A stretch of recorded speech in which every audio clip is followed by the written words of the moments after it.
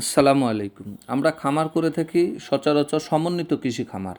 এটা খুবই লাভজনক।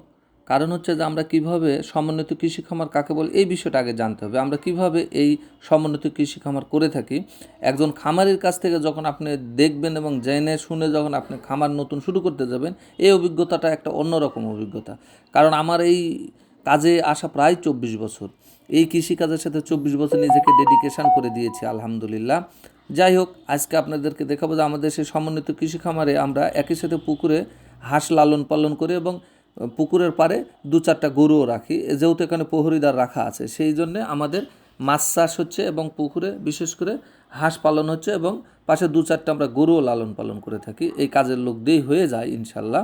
যাই হোক, আলহামদুলিল্লাহ আমরা এই হাঁসকে কী খাবার খাওয়াই লক্ষ্য করে দেখুন। হাঁসকে যদি আপনি ফিড খাওয়ান তাহলে আপনি লাভবান হতে পারবেন না। হাঁসেরও ফিড কিনতে পাওয়া যায়।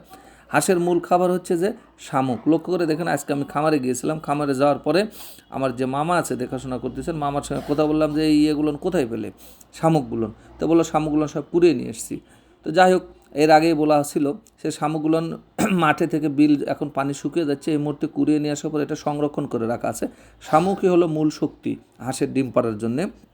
শামুক প্রচুর পরিমাণ ক্যালসিয়াম আছে এবং যা খাদ্য প্রয়োজন প্রাকৃতিক খাবার থেকে আসে, হাঁসের মূল খাবার। এবং প্রতিনিয়ত যদি আপনি ডিম পেতে চান এবং হাঁসের সুস্বাস্থ্য ঠিক রাখতে চান তাহলে আপনাকে শামুকের বিকল্প নাই। এই শামুকগুলো মাঠ থেকে কুড়িয়ে নিয়ে আসা আছে, নিয়ে আসার পর এটা সংরক্ষণ করা হবে 12 মাস। কীভাবে সংরক্ষণ করবেন, এটা হলো মূল কৌশল। সংরক্ষণ পদ্ধতি হচ্ছে প্রথমে নিয়ে আসার পর এটা ভিজা থাকে, পানি থেকে আনার পর এটা আগে শুকাতে হয়।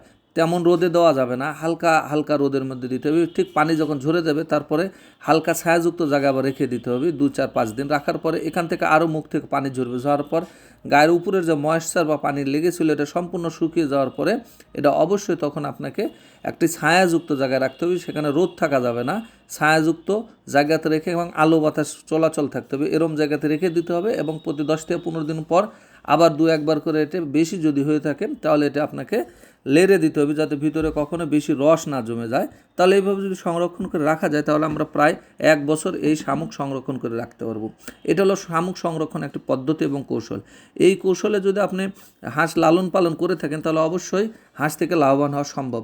তাছাড়া হাঁস শুধু যে প্রাকৃতিক খাবার খেয়ে যে বর্ষা মৌসুমে খাবে ওই সময়টা ডিম দেবে, বাদ বাকি 7 থেকে 8 মাস হাঁসকে শুধু লালন পালন করতে হবে, সেখানে কোনো ডিম পাবেন না। আর ডিম পাইতে যদি চান প্রতিনিয়তই এবং 365 দিন, সেই ক্ষেত্রে আপনাকে অবশ্যই শতভাগ নিশ্চিত থাকবেন যে সেই ক্ষেত্রে আপনাকে শামুকের বিকল্প নেই, ন্যাচারাল এই শামুক খাওয়াতে হবে। আর এই শামুককে অবশ্যই আপনাকে আগাম প্রস্তুতি নিতে হবে। বর্ষাকালে এটা আপনাকে নিয়ে এটা সংগ্রহণ করতে হবে। এটা কিনেও পাওয়া যায়, কারণ যারা গ্রামগঞ্জে যারা খেটে খাওয়া মানুষ, সাধারণ মানুষ যারা আছে এরাও এখান থেকে এরা বিক্রি করে থাকে ডালি হিসেবে, সেখান থেকে আপনি ক্রয় করে নিতে পারেন অথবা লোকজন দিয়েও ক্রয় করে রাখার পরে এটা আপনার হাঁস লালন পালনের একটা মূল মন্ত্র।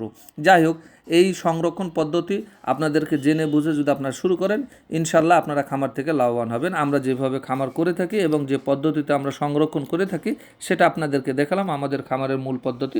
সবার দোয়া ও সুস্বাস্থ্য কামনা করি। আসসালামু আলাইকুম।